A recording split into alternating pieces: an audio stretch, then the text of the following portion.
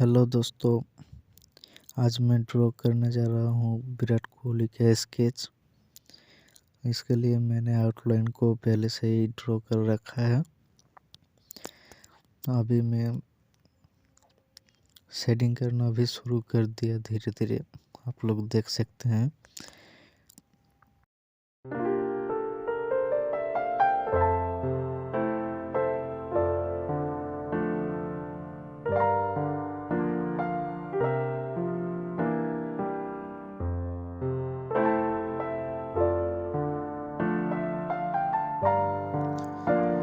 अभी मैं आई को भी ड्रॉ करना शुरू कर दिया हूँ, तो देख सकते हैं मैं आई को कैसे रियलिस्टिक बना। इस वाला वीडियो को लास्ट तक जरूर देखें और एंड में कैसा बना आप लोग कमेंट में ज़रूर बताइएगा।